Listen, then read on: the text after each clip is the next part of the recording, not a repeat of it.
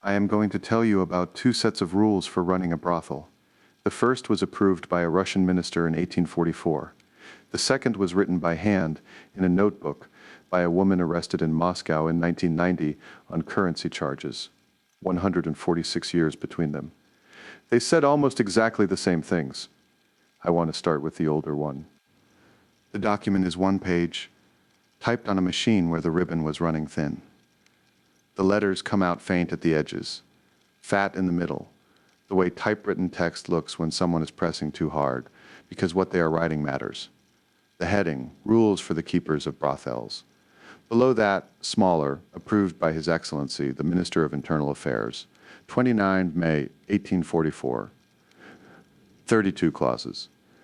I read them on a Wednesday afternoon in an office that smelled of cold tea and old paper, and I want to tell you what that felt like. Not shocking, not even particularly surprising.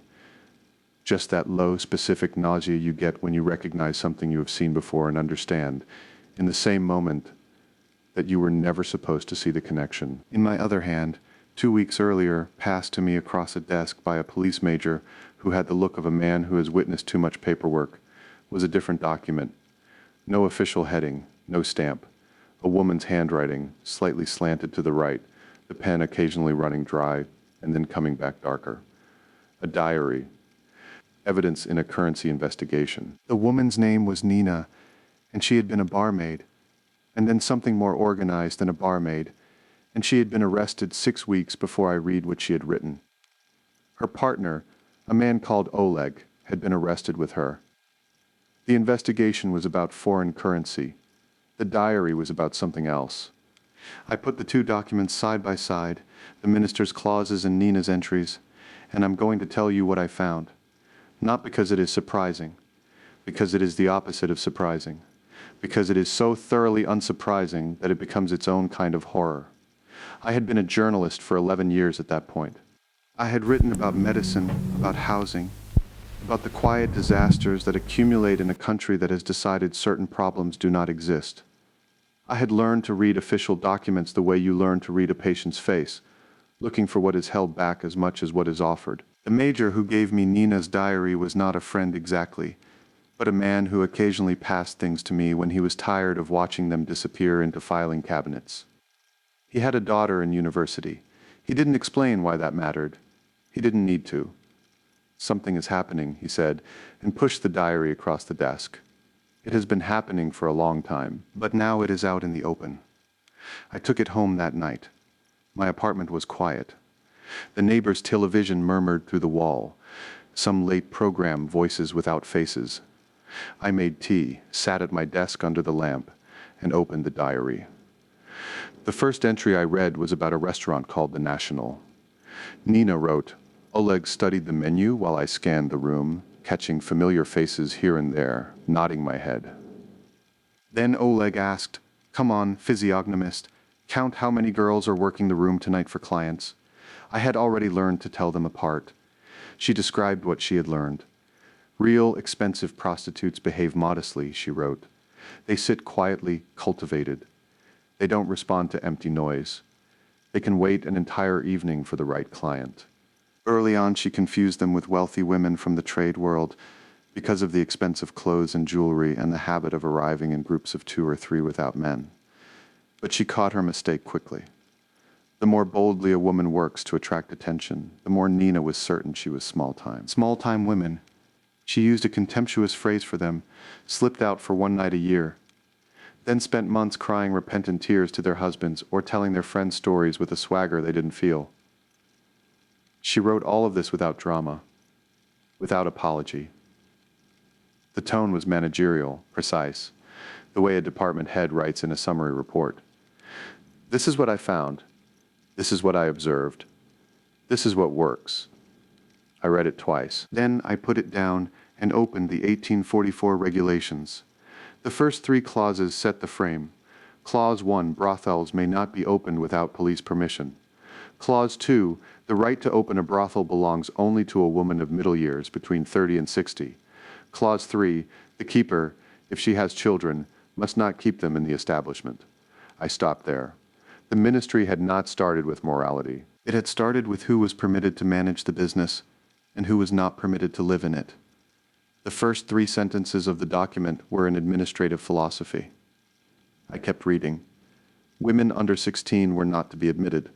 The premises had to be proportionate to the number of women in them. Beds were to be separated by light partitions, or where that was not possible, by screens. The keeper was to maintain cleanliness in the quarters and in the bed linen. Then came 2 provisions numbered 18. The first, said the keeper, was to ensure women washed themselves with cold water frequently, and in particular that a woman who had just been with one client did not go to another without washing and, where possible, changing her linen. The second said women who had their monthly indisposition were not to engage in the trade under any circumstances. I looked up from the page for a moment, then went back to it. The later clauses got heavier. Clause 20. The keeper shall face strict liability for reducing the women in her establishment to extreme exhaustion through excessive use. Clause 23. Underage men and students from educational institutions shall under no circumstances be admitted to brothels. Clause 26.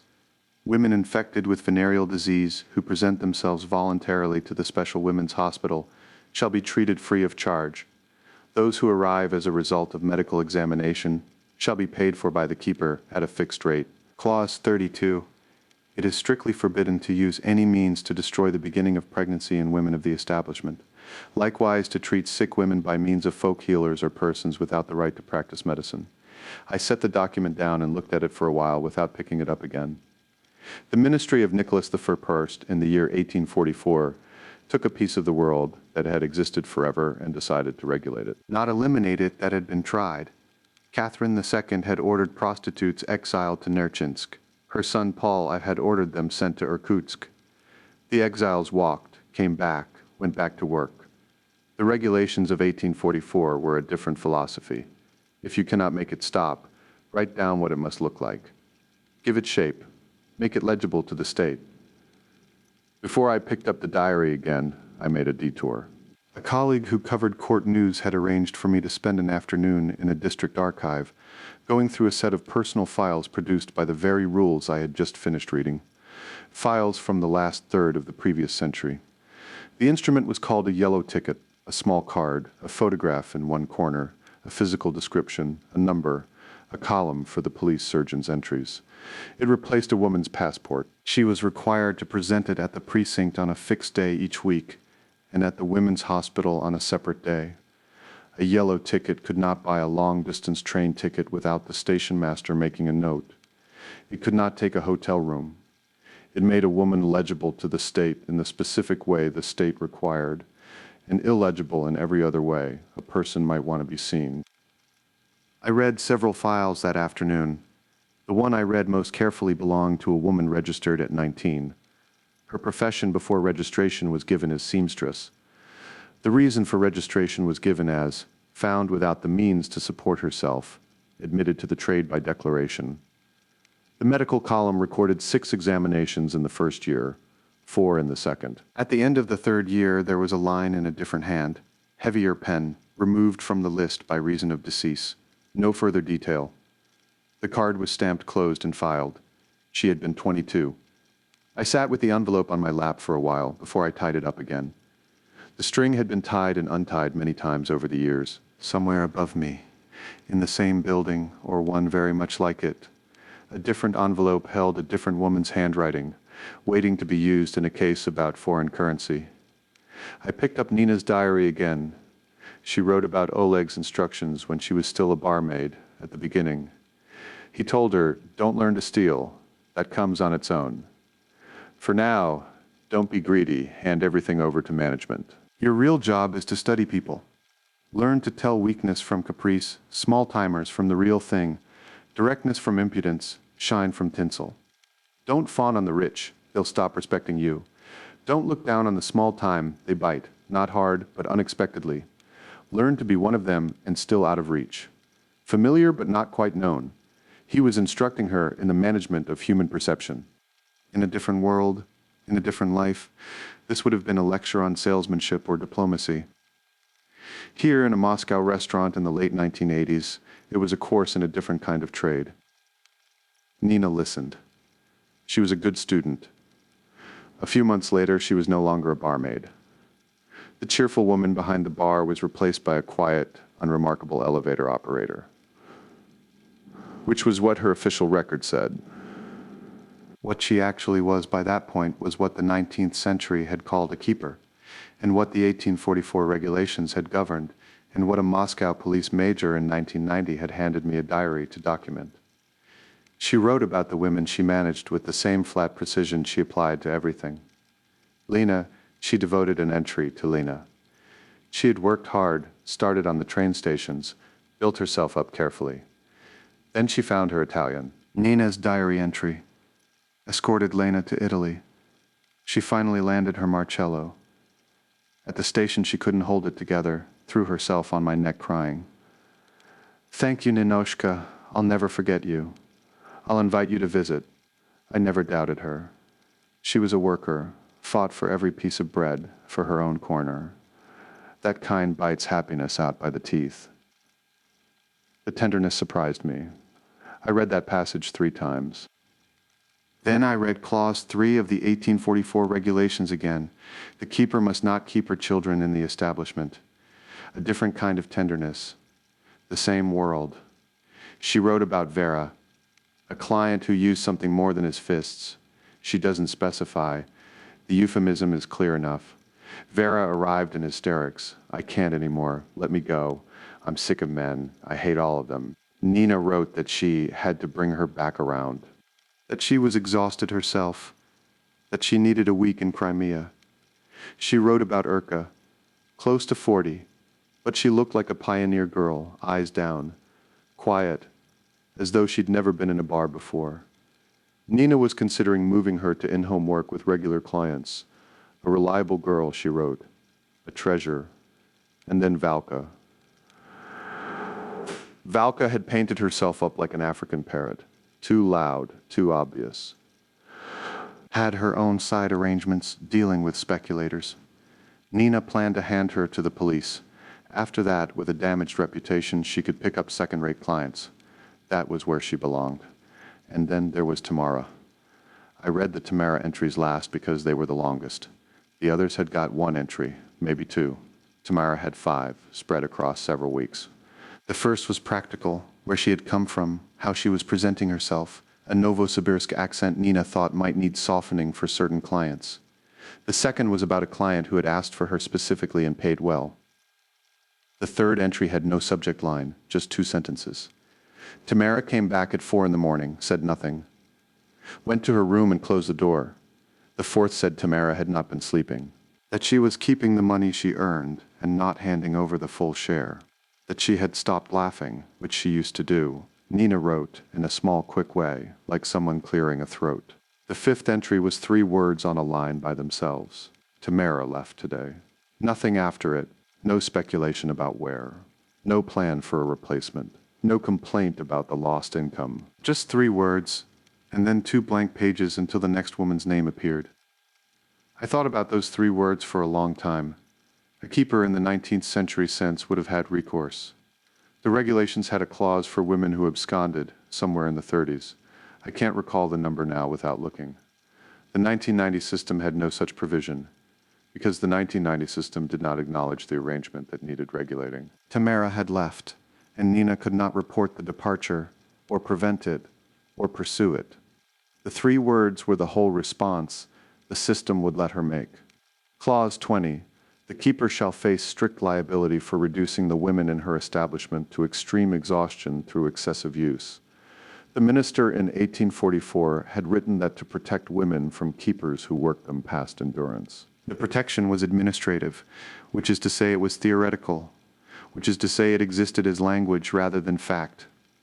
Nina's diary did not mention Clause 20. Nina's diary was its own document, but the logic was familiar. The work continues. The women are managed. Some do well, some break. Some leave for Italy. Some get handed to the police with a note about their side arrangements. I want to be precise about something. I am not making a moral argument here. I am not telling you these 2 documents are proof of anything except what is already obvious, that the arrangement in question is old, older than the regulations that tried to manage it, older than the laws that tried to stop it, older than the Soviet power that decided it did not exist at all. The Soviet decision to declare it non-existent did not eliminate it. It drove it into restaurants and elevator operator uniforms and the handwritten notebooks of women named Nina. By 1990, the police major told me, the Ministry of Internal Affairs had registered just over 6,000 prostitutes across the USSR and 23,000 more women prone to this occupation, meaning they had at least one prior entry in a police log. The administrative penalty was a warning or a fine of 100 or 200 rubles depending on whether you had been caught before. One of the legal scholars I spoke to called the 1987 decree establishing this fine meaningless. He said it created the appearance of a fight, while in practice establishing a kind of irregular income tax on the work. Pay the fine, go back to work. The 1844 regulations had been more rigorous. Clause 26 established a payment system, free treatment for those who came voluntarily, keepers paying for those brought in by force. The state wanted to track the disease, which meant it needed to know where the disease was, which meant it needed to know where the women were, which meant it needed the establishments to be registered and supervised. This was the logic of regulation, not morality, but epidemiology. In 1844, the relevant disease was syphilis. By 1990, there was a new one. The logic was the same. The regulations were not. There had been moments in between when someone tried something different. In a small city on the Volga, a group of young men had formed what they called a brigade for moral order. They caught women they suspected of sleeping with foreign workers at the local construction site.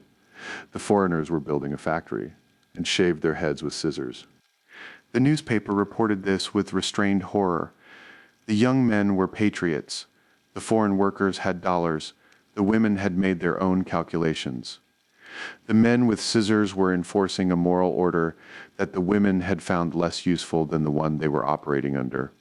The head shaving was their answer to the 1844 regulations, not administration, not even punishment in the legal sense, just visible degradation on a public street. Catherine II had sent women to Nerchinsk. Paul, I had sent them to Irkutsk. Nicholas, I had handed them a card with their photograph and registration number and told them to present it at the police precinct every week. The young men on the Volga had come for them with scissors. The ministry in 1990 was fining them 100 rubles and releasing them. Every era wrote its answer to the same question, and none of the answers added up to much. I thought about this for a long time after I finished reading Nina's diary. The police major had told me that Oleg and Nina had been arrested on currency charges, foreign currency, probably from clients who paid in something other than rubles. The diary was evidence in that investigation. Nobody was investigating what the diary was actually about. The diary was about something that had no legal category because the state had decided the category did not exist. Vadim Pokrovsky, one of the medical researchers I spoke to for the piece I eventually wrote, made an observation that stayed with me. He said Soviet prostitutes were different from their counterparts in most Western countries in one specific way. In the West, most women in the trade were pushed there by poverty, by unemployment, sometimes by narcotics. In the Soviet Union, Pokrovsky said they were making a deliberate economic choice. They earned more than almost any other path available to them. The trade was better paid than the factory, than the collective farm, than the department store. This was not a moral observation, it was a structural one. If you build a system in which a woman's labor is worth almost nothing and then make the one form of labor that pays well illegal, you have not eliminated the transaction. You have made the state its silent, unpaid partner. That is why Clause 32 forbade abortions, not out of tenderness for the women, but because the ministry did not want the health costs to fall elsewhere. The regulations were written by people who understood the arithmetic and had decided to manage it rather than pretend it did not exist. By 1990, the Soviet state had spent 70 years pretending. I wrote the article eventually. A colleague helped me get it placed. It ran beside an advertisement for a Finnish telephone that cost more than most Muscovites made in a year. The response was not what I expected. Not outrage, not scandal. Letters mostly from parents, from teachers, from the occasional police officer who seemed relieved to see the words somewhere in print. One letter from a woman in Perm, who said she had tried to discuss these topics in her school in 1985 and been dismissed for it. The dismissal letter stamped, ideologically harmful. Another letter came from a venereologist at a clinic in one of the mining cities east of the Urals. He wrote briefly and with care. The decree of 1987, the one the legal scholar had called meaningless, had done something more specific than that, he said. It had made his clinic useless. Any woman who came to him for examination or treatment found her name written into a log that traveled, within the week, to the District Department of Internal Affairs.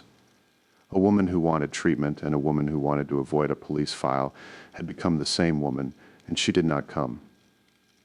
The 1844 regulations had separated those two things, the disease and the violation, on purpose. The 1987 decree had merged them, and in merging them had emptied his waiting room.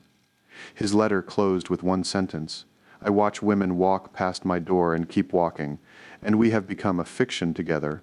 The letter that stayed with me longest arrived in an envelope with no return address. Inside, 3 lines in handwriting that was young, steady, but not yet settled into its final shape. I read your article. I do the work the woman in your article did. I wanted to say that you were one of the only people who wrote about us without trying to save us. Thank you. I will not write again. No signature. I kept that letter in the drawer of my desk for a year. Then I burned it, because I was not sure what else to do with it, and because leaving it in a drawer felt like a promise I could not keep. Nina I never met.